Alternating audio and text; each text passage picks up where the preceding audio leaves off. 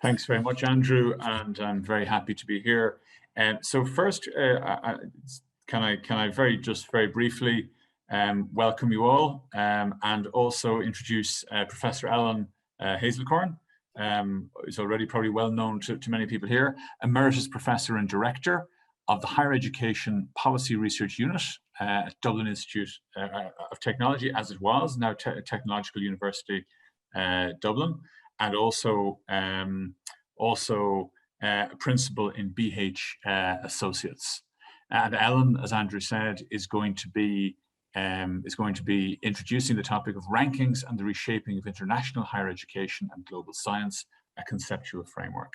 So I'm very happy to hand over now to Ellen. Hi, thanks, John, and hi, everyone. This is the Dublin Brigade over here.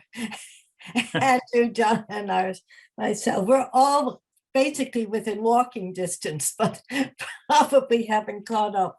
How are you all? Nice to see you all. Okay, so I'm going to share my screen and we'll have a go.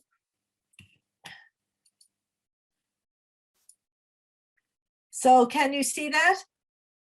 Yeah, okay. I'm going to try and just keep it like this as opposed to put it up as a slide, but well, never mind, I'll put it up as a slide. Okay, so I'm gonna go through a range of different issues. And I guess I want to start with two provocations.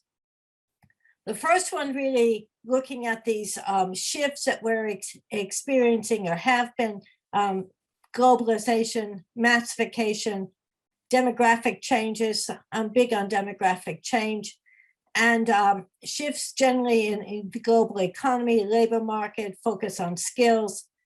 And these kinds of issues have dramatically changed the relationship between countries and emphasize this importance around talent and knowledge. Previously, decades, we'd spent a lot of time looking at issues around the knowledge economy, which became quite a dominant paradigm in the late 20th century, human capital theory, the idea, the importance of higher levels of education and talent, and the idea of meritocracy, that if you work hard enough, you'll get to the top. But as societies experience many crises, we've been through fiscal, financial ones, maybe 10 years ago and so on, ongoing housing, health, educational challenges, unemployment and skill gaps, and now the pandemic, many of these assumptions have come under challenge. And we see across many countries, particularly the developed world, but extending more widely, that as we reach universal participation using that old adage or high participation societies, more people feel left behind. So as more people, ironically, as more people are educated, more people fall behind. Or as more people are educated, more people believe in fake news. So we also see that higher education is not the route to social mobility or to their share of societal public goods. And this sense of growing inequality and undermining trust, and lots of barometers around trust indicate higher education might be at one end of it, it depends on, a lot of it depends on social class, but nonetheless, this issue around elite remains a problem. So that higher education, because it is, as I would argue, the primary source of human capital development and knowledge, it has become a key battleground. It's become important for the state, for society, and so on. And arguably, we could say that previously, or traditionally, historically, the state provided for the needs of universities, but today the university provides for the needs of society. And as we look at this, issues around quality, accountability, value for money, and so on are now key concerns at the policy level, key concerns at a public level. So the second provocation is that as we look at the millennium of the 21st century, marked really an escalation of these issues around globalization and geopolitical issues. The shift to what we see happening is a much more multipolar world, has challenged many assumptions. We see this playing out, for example, in US-China relations, or indeed European-China relations. And where previously knowledge creation was something that was largely confined within national borders, people did research, it had a national or even a local impact. It was only a matter of time before international comparability would become hugely important. And as we look at internationalized higher education, and that's what you'll be looking at, I think it's important to consider that higher education is both dependent upon, a contributor to, and a beneficiary of globalization, despite the kinds of rhetoric that we often get within the academic literature. It's both a collaborator and a competitor. So we collaborate and compete with the same universities, or indeed the same countries. And academic culture is itself part of the whole culture is tied up with geopolitical competitiveness. So global rankings are an inevitable outcome and metaphor for this intensification of global competition, despite concerns about the methodologies and its impact, and we can have that conversation. Also, they have undoubtedly shaped the framework in which we now consider issues and matters of quality, performance, governance, autonomy, accountability, and ultimately comparability and national status and prestige. And then finally, just to throw in the issue, but if the millennium signaled the supercharging of globalization, is today's world still infatuated with being in the top 10? Are they still fit for purpose as we now enter into, the third decade?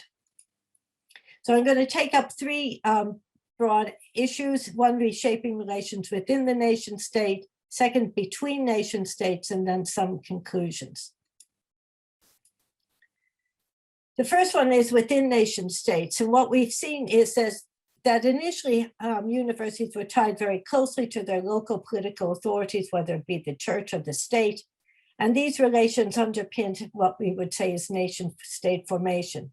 As the systems expanded, new institutions have been established, and the state has been, in fact, the primary driver or facilitator of expansion. In fact, we see whole sections of sectors, part sectors of the higher education system driven largely by the state.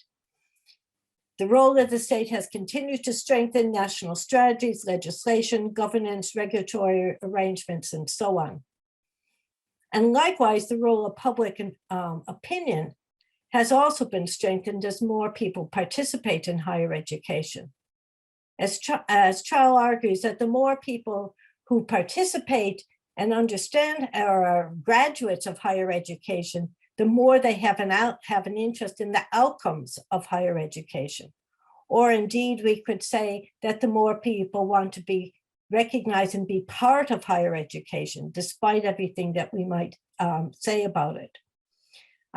And the public is really asking lots of questions about whether or not their interests or expectations are served, and is there a gap between what higher education does, what it could do, and what it should do. And those issues around public good, the public good argument, the societal impact argument, and so on, is now really, again, a big policy issue. And no more so than in this kind of I'm going to call it post-COVID era, but we're unfortunately still in the midst of it. So what I refer to then is this shift from self-declaration to external validation, that the academy has largely been historically defined and relied upon self-regulation, self-reflective modes of accountability, peer review, academic marking, assessment, even doing external examinations was internally within the academy of peer review. But professional self-regulation is no longer trusted, not just because it's the academy, but we see that in terms of financial markets, banks. We have a whole discussion now going on around social media. We have a range of professional services, medicine, again, regulatory arrangements around the profession. The idea of professional self-regulation has long been challenged, and the academy is probably one of the latest to come into this, this orbit. And so part of the argument, I would say, is to see rankings to some extent as part of this wider accountability agenda, although it's often dismissed as being a product of neoliberalism or commodification or marketization. And I expect you can make cases about that.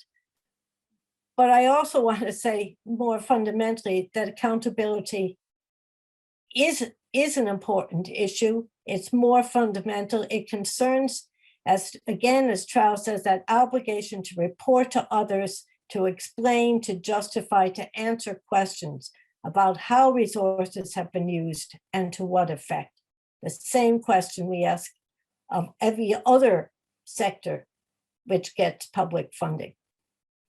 And so this shift from professional self-regulation to processes that were institutional processes mediated by different types of organizations, particularly accrediting organizations, quality assurance, funding agencies, intermediary government agencies, and so on, to the involvement of the government is not very surprising. And so I've kind of tracked one kind of pathway of looking at this from academic self-accountability, the use of citations, high-sci, and so on, which are again coming under huge scrutiny now, to quality assurance arrangements, to types of things around research priorities, looking increasingly then at national information systems, comparability, indices, and what I would say are re-regulatory because going back many decades, about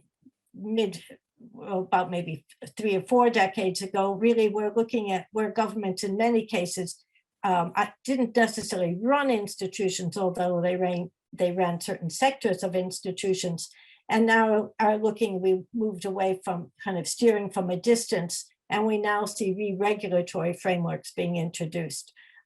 Performance funding, other types of performance frameworks, outcomes, employability, relevance, all kinds of issues in which we see an increasing level of accountability.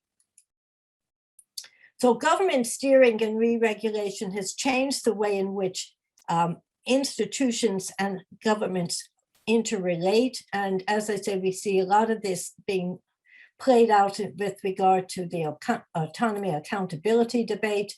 I've mentioned national strategies, PBF, performance-based funding, priority funding, aligning higher education actions with national policy. That debate about public value started off about public good as something that institutions expressed about what they do, but it's not necessarily clear that their view of public good is the same of what the public's view of public good is. But there's certainly a big discussion around public value and the impact on citizens. The EU has been pushing the idea of responsible research and innovation, RRI, which is really looking about the effects and potential benefits of research on the environment, and certainly European projects need to respond to those types of issues when you make an application. The quality assurance accreditation issues around performance and regulating qualifications and regulating providers, increasingly so. And even the issues around open science are about this idea of who owns what the public has paid for in terms of research. So a much wider discussion about not just what is going on in higher education, but also in terms of the outcomes and outputs of higher education. So to one extent, what I want to argue here is that quality has been a key differentiator in the global market. It's inevitably brought government more directly involved in the quality process, but also, as I said, within higher education, because the role of higher education is now quite fundamental in terms of national prestige, reputation, competitiveness, and so on. And we've seen the government now into areas which have traditionally been the remit of the academy, which signals to a large extent the way in which higher education's role in these areas has been changing, or is indeed challenged quite considerably. The international comparability aspect seems to me to be one of the key legacy issues of global rankings. It is exactly that it shows a relational landscape between one institution and another, but bringing it up a level between one country and another. So now let's move on to that and talk about the relations between nation states. And that this shift between a new unipolar to a multipolar world. And I expect that one of the ways in which I look at this is in terms of the remarkable shifts that we see happening in terms of the strengths of Western, if you want to use that term, developed economies. So the OECD share, which has been the Association of Developed Countries, are not all of the same level, has dropped quite considerably. Their share of global GDP has dropped, is about 60% in 2020, and is estimated to drop to about 44% in 10 years' time. By 2030, also the majority of the global population will be middle class, but 2/3 of this group will reside within Asia. And so as the knowledge, the economies and the processes become more dispersed, more accessible, more people join in, the virtues of digitalization and the internet, everyone can pile in. The idea of people and ideas becomes more indispensable, particularly coming back to the demographics, particularly because of declining populations. The exception of France and Ireland, all populations in Europe are declining. The only difference in the Irish and French case is that their rate is also going down, but their general numbers are still quite high. We now have 40 countries or more involved in global science, and over 100 countries published articles on COVID. And so international collaboration beginning to outpace single authorship. And we now see that reflecting when we look at the kinds of tables looking at comparative S&T, science and technology indicators, where you see the US in red at the top, but you see China coming up very fast. The EU is quite rising, but relatively stable. And then we see this gap down here and GB down at the bottom. And we also see this of how this is mirrored if we go and we look at the global rankings. And what interests me is, so what I've looked here, this is the Shanghai rankings. And what I've looked at is just comparing the number of institutions that are in these top groups. And we see the difference. The main issue that we want to look at is the comparability between where the Americas were as dominating in 2004, still dominating now in 2020, but the rate of growth is smaller. And more importantly, we're looking now here at the top 500. And so the main thing is that the message is clear. When we look in 2004, China had 1 university in the top 200 compared to 90 of the US, 18 for the UK. By 2020, China had 24 in the top 200, and the US had, again, more, but the ratio is smaller. Again, by the top 500, China had 16 in the top 500 in 2004. By 2020, China had 81, an enormous growth. And so the message is clear and consistent. There is a more diverse set of players, universities, and countries among the top rankings. And most importantly, there's a pipeline of universities and scholars coming through. And we see that daily, and we see that Biden was very forthright and open when he made the comment the other week, or has been making, that the big challenge is China. The US is falling behind. So when we look at these issues, universities and nations actually share the same agenda. There are these tensions, the issue about maximizing competitive advantage, the issue of transnational academic capitalism, which lines up the university's elites with with nations in terms of accessing the best resources and talent on a global scale. And we see that in terms of the mechanisms around for cross-border flows, university models, e-learning, all these kind of branch campuses. We see this in terms of networking, collaborations, and so on. And what's particularly important is this growth of university networks, where university networks from North America and Western Europe have the highest volume of participation in global rankings and are the most engaged in university networks. But they are being now challenged by Asia. And this is why particularly interesting if we look at this table from Calderon, which looks at here we have North America and Western Europe, in which have the most number of university networks. I'm talking about university associations, cross-border associations in the main. They start off as rectors' organizations, and then they may join together, or indeed universities join and form varying kinds of associations and networks. And the second biggest number is coming up from the East Asia and the Pacific. And it also falls in terms of their position and rankings. And so it's important, I think, to look at these as a way of which universities themselves are coming together in order to maximize their position internationally. So we've seen this shift from local to national to global, that because nations compete on the basis of their knowledge and innovation systems, higher education has transformed from basically being a local social institution to something that is now a cornerstone of economic policy with geopolitical implications and responsibilities. Indeed, one of the groups that seems to form big numbers within national trade missions is in fact universities. These developments coincide with this rise in fascination of rankings.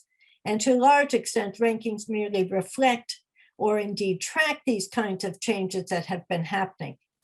But what to me is quite important is that I think we should consider rankings as a lag indicator. In other words, they're reflecting changes which have already occurred.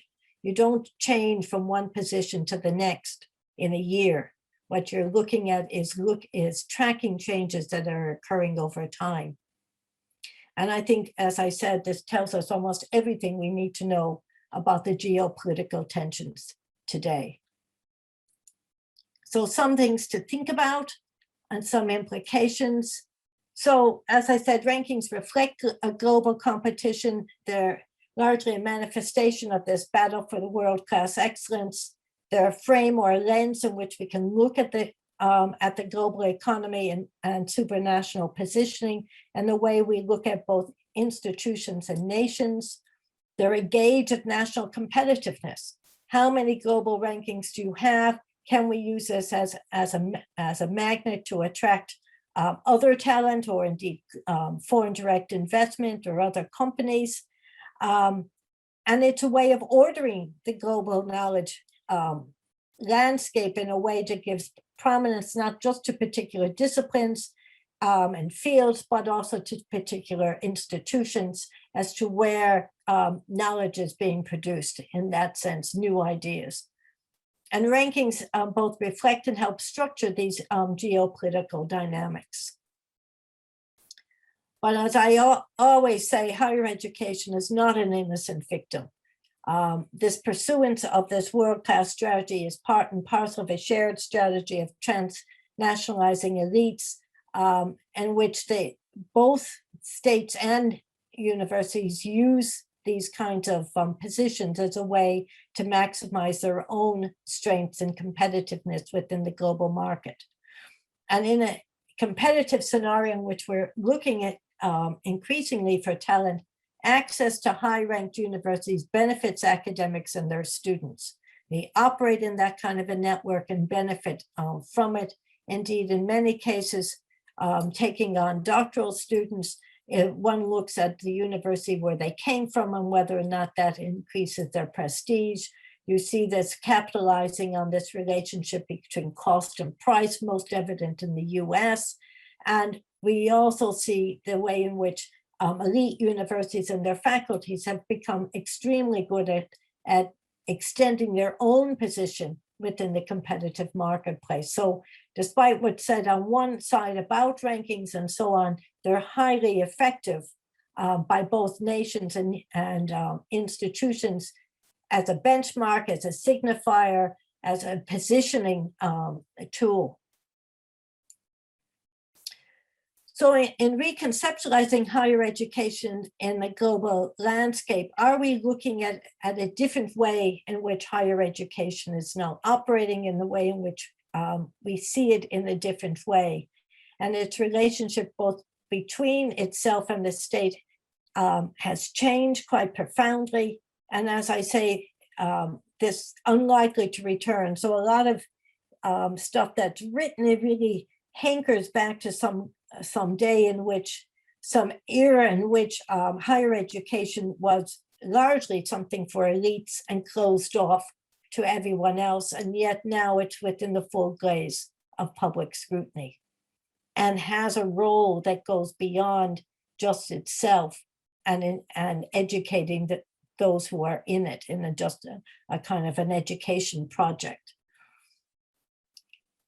We've seen this transformation into a global enterprise in which, as I said, the issues about prestige and resources, and this has all been exposed in quite a stark way.